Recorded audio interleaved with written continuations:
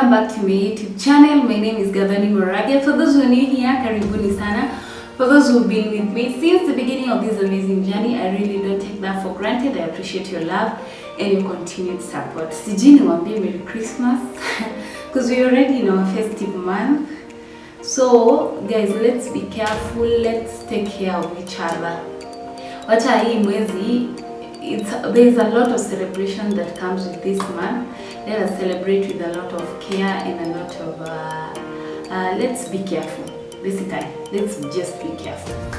So today guys, I want to speak about something that I was seated somewhere sometime and I thought hii kitu, in as much as we're saying most people are having mental health issues, they're having depression, they're having stress, they're having, lakini hatujachunguza tukaja kujua kiini cha haya matatizo yote. So today I want us to talk about gender-based violence. Gender-based violence. And before that, I always love telling you the meaning of something before maybe trading. So basically, what is gender-based violence? Gender-based violence is a harmful act directed at an individual based on their gender, either male or female. It is mostly perpetrated by men on women and girls, but also men face violence. Tuwezi sema ati pia wanaume they don't face gender-based violence. They also face gender-based violence, but mostly watu wenye wako mostly affected by this ni wasichana. And I'm going to give you some of the examples of gender-based violence. 1, there is physical violence. 2, there is sexual violence. And 3, there is psychological/emotional violence. 4, there is economic violence. 5, there is harmful traditional practices. Acha nipeane mpaka hapo. Let me explain now the 5 types of violence. So to begin with, I'll start with physical violence. What do we mean when we say physical violence? Physical violence is it's a violence causing injury on another person by the way of bodily contact. What do we mean by this? Physical violence unapata ni kitu yenye unaweza ona. Si physical ni kitu yenye unaweza ona. So physical violence ni mtu anakuja, anapiga mtu, anaumiza mtu. Like unapata a male anachapa bibi yake. That's just an instance. A male anachapa bibi yake. A male ama mtoto anachapa, mtoto wa kijana anachapa mtoto wa msichana, ama there is a child from the other gender anachapa the other gender because yani anaona nikaa yeye ni mtu wa maana sana. Like anachapa mwingine because anafikiria yeye ni superior, anaona yeye ni mkubwa kushinda watu wengine, so hakuna kitu yenye haiwezi fanya. So one of them is slapping, kicking, beating people. So the other point guys is sexual violence. Sexual violence. What do I mean when I say sexual violence? Sexual violence is forcing someone or intimidating someone to engage in any sexual act against their will or without their will or without their understanding. Well, this is something that is common. Kila siku kwa news tunapatanga there is a rape case, there is a defilement case. All those cases are happening hapa nje. Unapata kwa TV, every now and then tuna receive such news, and it's very sad and very devastating. Kupata kila saa, instead of having good news in our televisions, all we are watching is a son has raped their grandmother, a son has done what to their fellow family members, a woman has, unaona hizo vitu zote mpaka unaona ile yenye watu walikuwa tunasemanga sijui people from somewhere, mtu anakata another gender anamkata their genitals. That's really bad. It's a type of defilement. It's really bad. It's a violence also, regardless of whatever that person has done.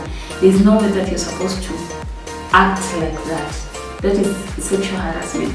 And we take these things so lightly, such that nowadays, hadi unaweza kwa tu kitembea hivi and someone will spank too. That's also a defilement. And we're finding them in offices, in households, through relatives. Kila mahali tu hizi vitu. These cases are all over. And it's so sad that we as a country have to face this thing. And it's not that it's something in hatuwezi zuia. Ni kitu yenye tunaweza zuia. Because I sit and wonder, unataka kuniambia enzi za kitambo, enzi tu za hapo awali, kulikuwa na cases kama hizi, such that you find someone ameenda akarape sijui mtoto fulani. Mtoto, what do you see in that young girl, young boy? Mtoto mdogo tu, and you're defining that child, you're destroying their health, you're destroying they become fearful because they think it's a norm. As they grow and you keep on engaging them in such behaviors, they think it's something that is normal and something that is supposed to happen. But maybe later in the future when they grow, wakifika age ya kujielewa, they'll come to think, oh, by the way, Fulani used to do this to me, and for me it was bad. And then you will lower their esteem, they will not be able to speak up again. So one thing I want to talk about in this sexual violence, one thing parents, I think most parents have failed, because I think our children are not able to come and communicate to us and tell us this and this has been happening to me. We're not giving an ear to our children, we're not giving an ear to our siblings, we're not giving an ear to our younger sisters, younger brothers. We're not giving an ear. Hatutaki kuwasikiza to do what they're going through.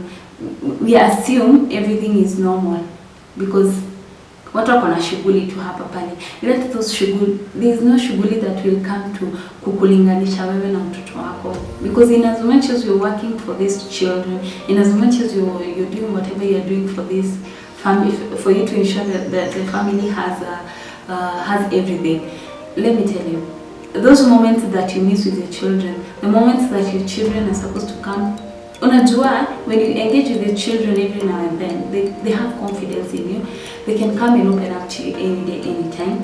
They can tell you anything that has happened to them. But ukizoea hawakuoni hapa pale, ni sawa, tunashughulika, the economy is really bad, it's really affecting us, but let us ensure that at least twice a week, create some time for your children, for them to come and open us. Tumeona in 2020, COVID-19 has really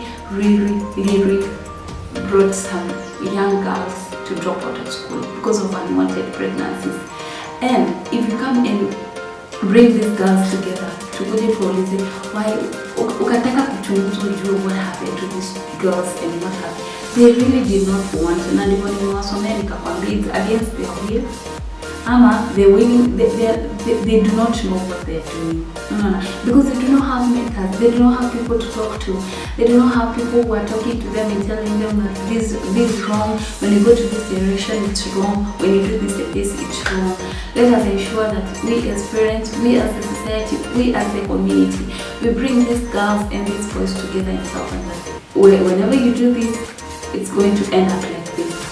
At least they know the consequences. We have done our part. Let us do our part as parents, as the society, as a country. Because ukiangalia hapo kitambo hivi, we didn't have much of people dropping out of school because of unwanted pregnancies. We didn't have teenage pregnancies, and if we had, zilikuwa zinalidiwa because of some traditions and some cultures, unaona. But some of those cultures and traditions zimejaribu kukabiwa. So let us ensure to create a good rapport with our children, with our younger siblings, with our teenagers. Let us create a good rapport with them. Alafu, hapo kitambo unapata mtoto akitembea kwa barabara and they're doing a wrong thing, you would correct them. Right now, hakuna mtu mwenye anataka mtoto wake achapwe. Okay, it's bad kutaka mtoto wako achapwe, ni sawa, tunaelewa. Because kuna mtu atachapa mtoto wako in a bad way, but let us at least ensure we are our sisters keepers. Kitambo, our parents were our friends, they were each other's sisters and brothers keepers. And hangepata mtoto akifanya makosa na mwache tu hivyo, they would at least try and correct them. But nowadays, mtu akipata mtoto akifanya makosa, you just leave make them work and move, and assume nothing has happened. Let us ensure we change our society. Let us change our perspective about how we take life, so that we can reduce the rate of gender-based violence. Because in our country, 50% of women, and I'm saying women and girls, are going through gender-based violence in one form of violence or another. We do not know any form of violence. Stress is not helpful. Depression is not helpful. Let people live a happy life. But how do we live a happy life? By ensuring we are sisters and brothers keeper. By ensuring we speak up when these things happen. So on to our next point, it's psychological stroke emotional violence. This happens when a person subjects or exposes another person to behaviors that may result in stress, anxiety, and depression. And as I said in the beginning, nikasema, most people are going through a lot of mental health issues. And the reason as to why people are going through a lot of mental health issues, because they are being violated out here. People are facing a lot of things out here that they cannot be able to speak up. So end up kukula huyo mtu anaenda kushikwa na depression because of one thing or another. Because we people are not able to speak up, we are not able to help people out here. So people wanapitia vitu changamoto mingi hapa pale because we do not give each other an ear. Ndio nikasema hapo to let us ensure we are our brother's keeper. Unapata mtu, they try to insult you, they insult you in front of people, they insult your children, they insult young girls, young boys, anakwambia wewe unakuwa mjinga tu kama sijui kama nani. Those are bad things that are going to, that is a form of violence, by the way. Whenever someone comes anakwambia mtoto wako ati yenyewe unakuwa mama hadi kushinda sijui kina nani. Do not punish people. Do not go to their social media and try and attack them. Do not insult people. It's really bad and it's really eating up. And it's a form of violence also. That's violating someone and that is invading into people's privacy. At least find a way of approaching someone who might be, by the way, even a people unafanya, it's not right. But do not go in a forceful way. Do not force people to do things that they do not want to do. Okay? For us to reduce the cases of gender-based violence in our country. Unaambia mtu labda they have lost their job and it's urgent, lose job yake. So unakuja unamwambia you're less of a man, you cannot provide for your family, you cannot do this and this and this and this to your family. It's really bad. Not that they cannot be able to do that and that and that to their family, but it's because situation is forced to akashindwa kufanya kitu fulani. So let us ensure we do not give each other stress. Let us work towards achieving a common goal. Everybody achieving a common goal, which is success. And our common goal as a country is success. So let us be our brother's keeper, okay? The other thing is harmful traditional practices.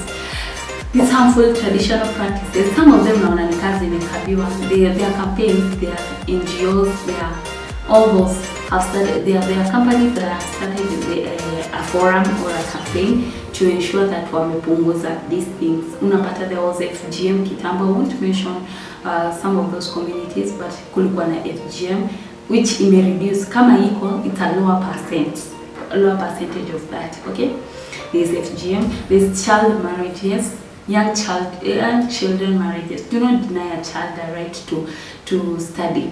Right to education. Let your children study. Huyu mtoto labda ndiye atakuwa our next president.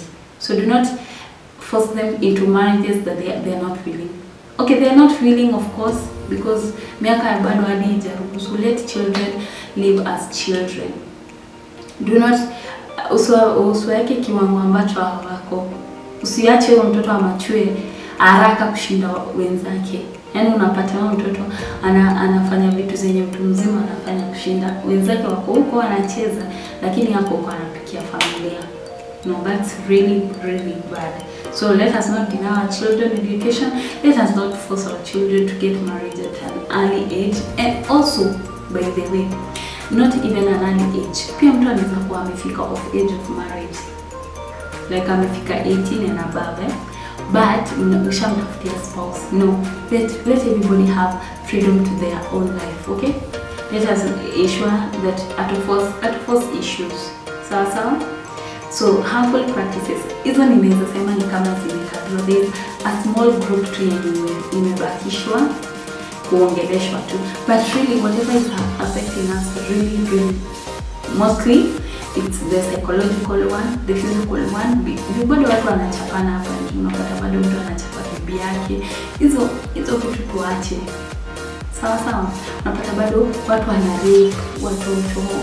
Let us make our country a safe space for our children to grow. Because imagine right now, we know vile kuna rape cases. Do you think I can allow my child that aende hadi sleep kwa rafiki yake? No, because I don't know ataenda apate kina nani huko. Alafu labda huyo mtoto ataenda haikuwe baridi, because maybe hadi anaweza enda akitembea tu kwa barabara and they are kidnapped, they come home, they are quiet. There is a time was it in August or in October, children were being kidnapped in Nairobi. Sana watoto wana kidnapped and they come back home, they're not speaking, they're just quiet because huyo mtoto amekuwa baridi. The esteem will go down before huyo mtoto arudishe confidence yake. It will take long. Let us not put our children in such a situation. It's really bad and it's really harmful to their mental health. Na ndio maana tumepata mental health cases zimekuwa nyingi, because such things are happening not only to children, not only to women, not only to men, but also even to older people. They're happening, but because this person cannot come and open up to you, and end up with stress, anashikwa na depression, inafika mahali yenye. And every now and then we keep on saying, by the way, mental health cases zimekuwa mingi. Yes, zimekuwa mingi because we're not taking an initiative. We're not teaching people to be confident enough to come and speak up. Silence does not help. Silence will not help anything. If you have gone there, umepitia kitu fulani, and something happened to you, and you're lucky you were able to be saved, you went to the hospital, did all those tests, and you're okay, and you bounced back to your normal life. Speak out to young girls out there. Waambie to speak out. Wacha tufunguke, tusifungiane hizi vitu, tusizieke kwa roho zetu zikuje zikatukula. Tunaweza hadi punguza these unwanted pregnancies, because still there are unwanted pregnancies among our young children. Mtoto wako class 6 and they're heavily pregnant. A class 6 girl. Ametoa wapi mimba shwani? Because there is a man out there mwenye akili yake si nzuri, mwenye akili yake si nzuri, aliona tu akakatoto kadogo, and they start using them. Even dads, they're sleeping even with their own children. I've watched these videos in YouTube, and sometimes I sit down and I ask myself, what has this society changed into? What are we bringing? Because unajua mtu, when they grow up having that anger and all that stress and all that, one time maybe hata yeye atakuja kutekeleza kitendo kama hicho, because they'll think it's a norm, ama ataifanya through kulipisha, na hata lipisha na mwenye alimfanyia hiyo matendo atakuja kulipisha na mtu mwingine. So let us ensure that we're changing this society to a better place for our children to live, for our parents to live, for our grandmothers to age gracefully. Okay? Yes, guys. So some of the effects of CBV is unwanted effects. Unapata there is unwanted pregnancies. Some children, some girls, some boys get STIs, sexually transmitted infections, because maybe you're raped, or maybe something happened to you and someone defied you. Luckily you didn't get pregnant. Luckily you didn't get pregnant, but you acquired STIs, which is a really bad thing, because sikitulizaliwa nayo, but you get them because somebody somewhere just sat down and thought you're the right person to just get this thing. So let us ensure that tunachungana. Tafadhali tuchungane. Let us reduce the rate of STIs, unwanted pregnancies, family dispute, and spouses have issues. So unapata watu wanapigana in families, in marriages, watu wanapigana. Unajua kitu finally will come to affect your children. So let us ensure atupigani mbele ya watoto. Let us solve our issues peacefully. Let us not fight. Fight does not solve anything. Sit down, talk to each other, try to help each other. Mkiona haiwezi by the way, well and good, pack your things and leave. leave each other with peace. Let there be peace. Unaona vile mlipatana na amani, si ati mlipigana ndio mkapatana, mlipatana na amani. Mkiona hii kitu by the way kuna vile haiwezi part ways peacefully. Do not fight. Do not kill each other. Because tunapata a man killed his wife and his family. A man did this. Tusifike hiyo stage. Wacha tusifike hiyo stage hiyo matatu by the way. Fair, wacha fair yenye tuko nayo isifike kwa hiyo stage by the way. Ukiona ni kama all you wanted does not work in that marriage, look for the right person to work out with you. Wa release tu kwa amani, wacha waende wajikalishe, wewe pia baki ukijikalisha. Dropping out of school. Why are people dropping out of school? Because of unwanted pregnancies, because of such societies that bado such traditions. Unapata mtoto bado hafai kusoma, anaozwa akiwa mtoto mdogo because of such things. So unapata children are dropping out of school. Some of the other things are injuries. Unapata mtu alichapwa amevimba macho, because when I was growing up there's a scenario I heard of a man who cut off mikono za bibi yake, and the wife does not have hands anymore. So let us not, tusifike hapo tafadhali, ninawaomba, nawasihi, nawaomba tusifike that situation, because now huyo sasa mwenye amebaki bila mikono, how do you expect them to survive? If you don't want them, meet them. Okay? Death. Rape cases can lead to death. Huyu mtu anashikwa na depression, anashikwa na stress, anaona nobody is hearing them. Unajua, these people are in denial. They are always in denial. Let us always ensure tumewaleta pamoja, you speak to them and you tell them that God loves them. God loves you people. So tunahakikisha ya kwamba hakuna mtu amejiua because of alishindwa ku speak out. Alishindwa kufunguka mbele ya watu kuja kwa by the way this happened to me because of fear. Unajua mbona watu wa speak out? Because of fear. Atanijudge, atasema ni mimi nilijipeleka, atasema ni mimi nisijui hapana, sio ulijipeleka, it happened through a mistake, it happened through kama unjui, and it's not your fault, because they keep on telling themselves it's my fault, it happened, it was my fault. No, it wasn't your fault. It's just someone who has a crazy mind, and maybe someone who is going through depression and stuff because of mental health issues. Guys, let us ensure we are fighting this pandemic, because it's a pandemic. Gender-based violence is a pandemic, because ukisikia research inasema 50% of our women in our community, in our country are going through any form of gender-based violence. See, hiyo ni pandemic. That's a pandemic. So let us ensure we fight this pandemic, and we will help each other. And some of you najua wengine wenu pia mnakaa hivi and you're wondering where to get some of these helps. Nilitafute nikapata the networks against GBV. So you can search in your social media handles, mwangalie such thing, social welfare, for national human rights, parent and trusted person. Let us start from there. Parents and trusted people you trust most. Once they have, let us open up to them before we go to the next level.